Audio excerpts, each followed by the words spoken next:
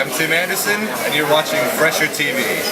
Part of the thing about street food that makes it great is that it's in your neighborhood, and it's like a community thing.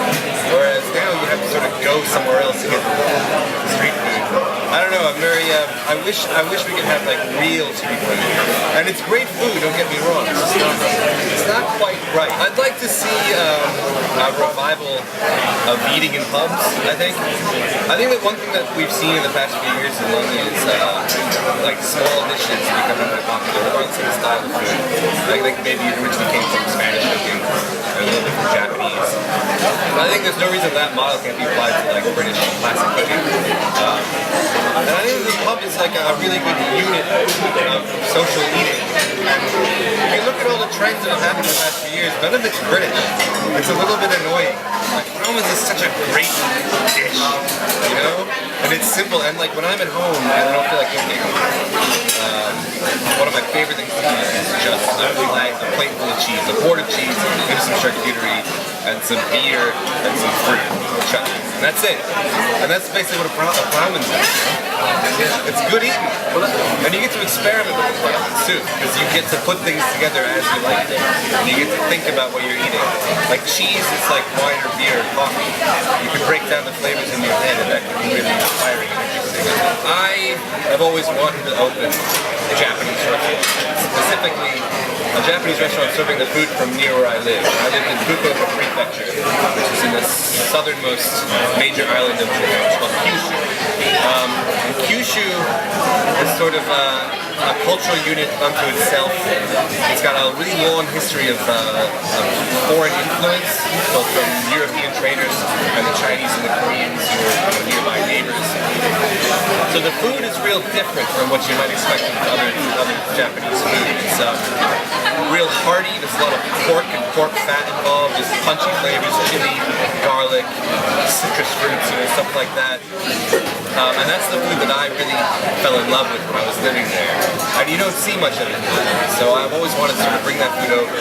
And now it's happening. We're calling it, the restaurant's going to be called Namban.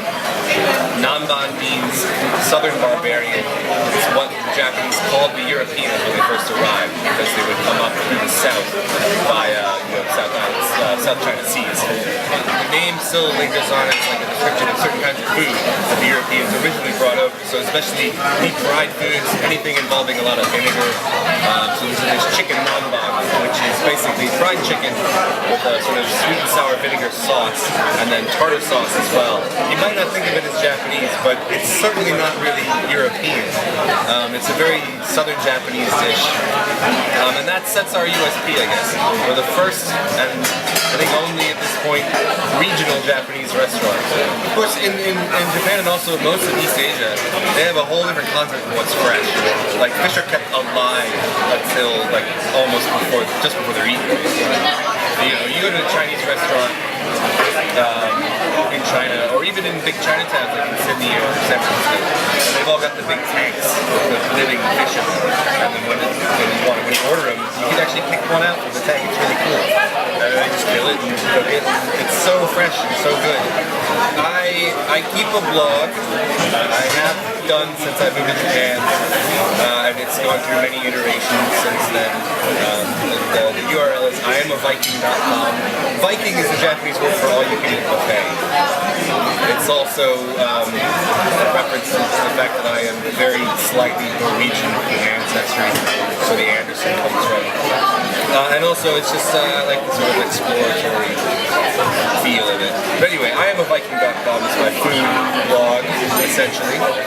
You can follow me on Twitter. I'm at Chef Tim Anderson. And then you should follow my restaurant, which is at Namban London. And that will tell you when we're opening and anything else we know about any events we're doing leading up to the opening. So then we're done then. No problem.